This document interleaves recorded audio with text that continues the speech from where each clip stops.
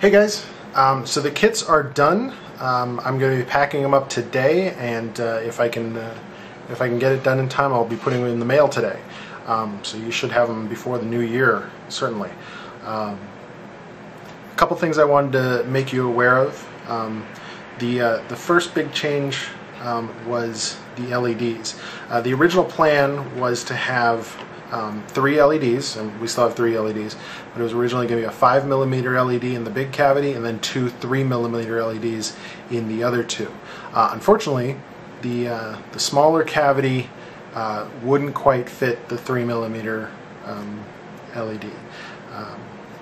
There's a little flange on the end of it. Anyways, you'll see when you get it. So I had to switch to one of these guys. Now this is obviously a rectangular. I don't know if it's obvious actually. If it's showing up on if it's not showing up on camera, I'll include a still shot of it. But this is a rectangular LED, and while that's cool in that it fits the cavity really well, obviously I don't have a rectangular drill bit. So the cavity is drilled. There is a hole all the way through for running wires, but you'll need to take a Dremel tool and excavate out some material in order to fit this LED, unless you can find a 2mm round LED, but I certainly could not. One thing I would recommend, again, I don't know if this is showing up on camera, but there's some extra material at the end of the LED. What I did was I clipped it off, which makes for a lot less material that needs to be excavated out to get it to fit. You can take off almost 2 or 3mm worth of material off the end of that, which will make it a lot easier. But that's your call. Another thing I wanted to make you aware of is the lenses. The material I used to cast the lenses, while I'm super happy with how clear they came out, it tends to it tends to shrink a little. I mean, it's ever so slightly, but that just means that some of the lenses are thinner than the others.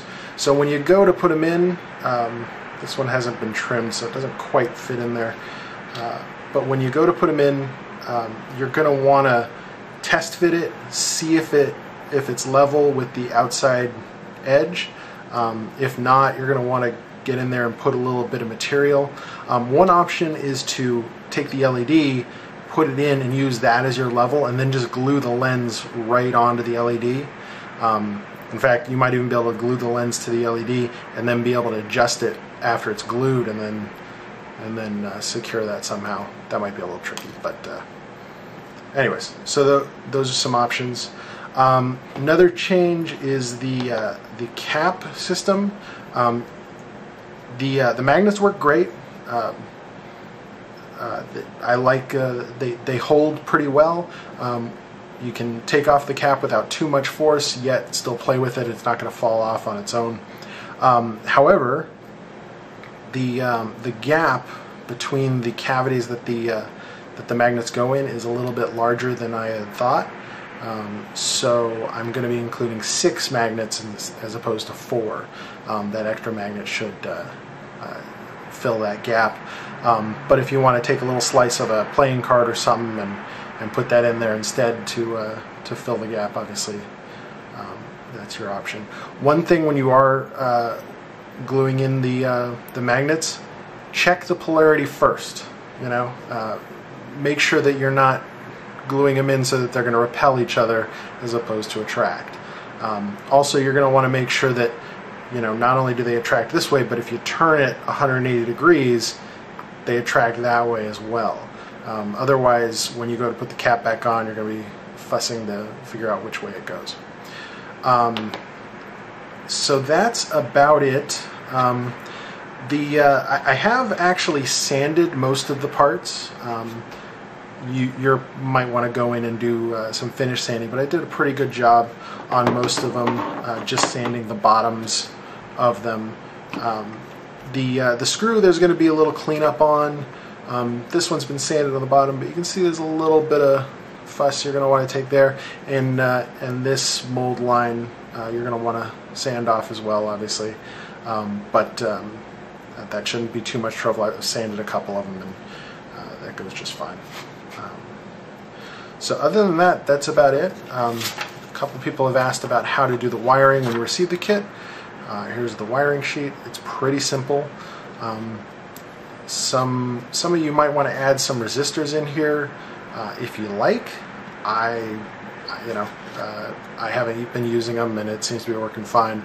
But that is standard practice to use a resistor with your LEDs. But it's your call. All the LEDs are 3.5 volts, and we're using 4.5 volts. So technically we're overpowering them, but like I said, it seems to work just fine. So that's about it. I hope you enjoy the kit.